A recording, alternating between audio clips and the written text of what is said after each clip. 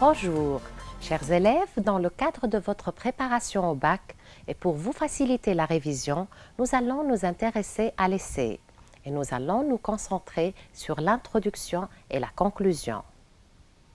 La question qui se pose d'abord, pourquoi une introduction? On ne doit jamais supposer connue la question examinée dans le développement, donc il faut introduire.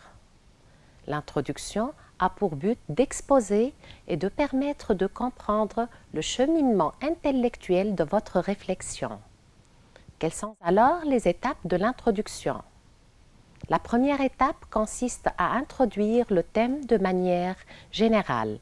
Elle peut être une idée ou une constatation qui amène le sujet et permet de comprendre pourquoi le thème traité mérite d'être étudié. On cite par exemple « Il est actuel dans le monde et dans la société dans laquelle nous vivons ». Il est régulièrement posé à l'homme au cours de son histoire. Il concerne spécialement un groupe de personnes dont fait partie l'auteur. Cette première idée sert d'amorce ou d'accroche. La deuxième étape consiste à introduire la problématique.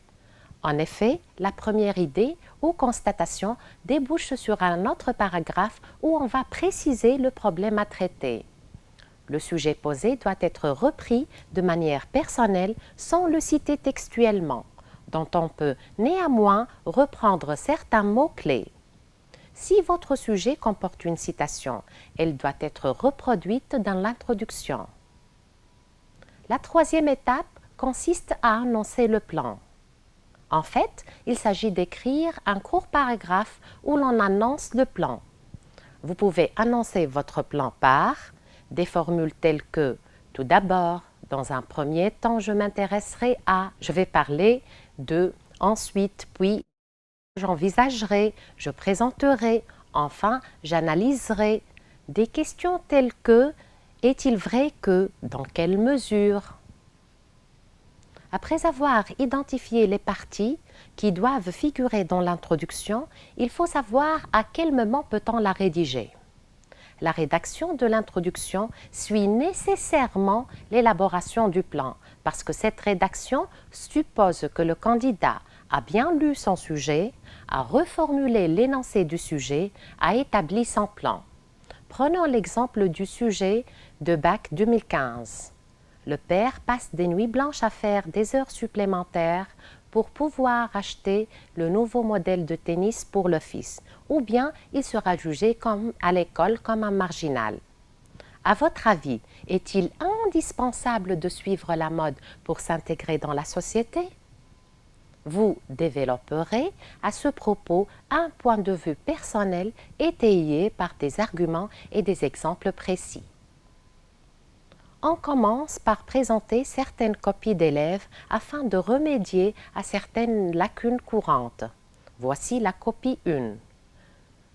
Le père passe des nuits blanches à faire des heures supplémentaires pour pouvoir acheter le nouveau modèle de tennis pour le fils, ou bien il sera jugé à l'école comme un marginal.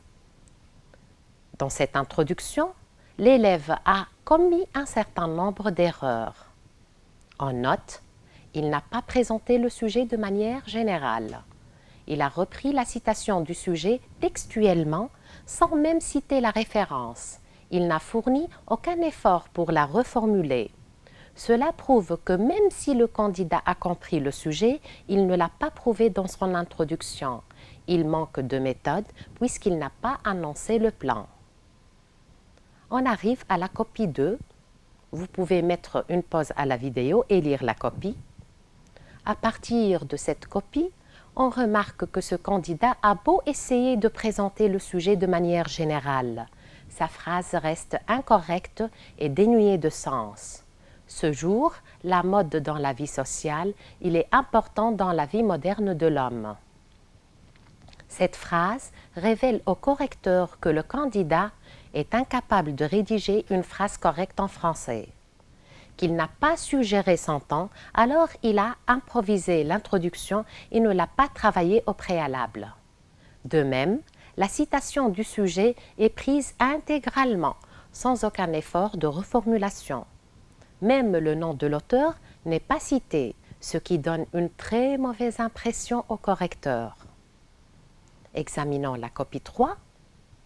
Alors même que ce candidat rédigerait une phrase pour introduire son sujet, elle resterait insatisfaisante et au-dessous de la moyenne, vu qu'elle est incohérente, linguistiquement incorrecte. De même, la citation n'est pas reformulée. Le nom de l'auteur ne figure pas, il n'y a pas de cohérence entre la phrase et la citation. On va proposer une introduction comme vous pouvez en proposer d'autres. La mode est un fait social inévitable. Jeunes, adultes et moins jeunes ne cessent de suivre les derniers cris de la mode et de consommer les dernières créations. Ils estiment qu'on ne peut s'intégrer dans la société sans suivre la mode. Est-il indispensable de suivre la mode pour s'intégrer dans la société? Maintenant, on passe à la conclusion. La question qui se pose alors, qu'est-ce que la conclusion? La conclusion est un bilan de votre argumentation.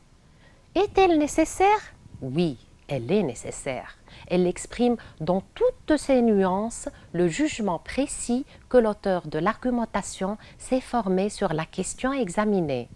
Est-elle aussi importante? Une conclusion de qualité laisse après sa lecture convaincu de la solidité de l'argumentation. Quelles sont alors les étapes de la conclusion?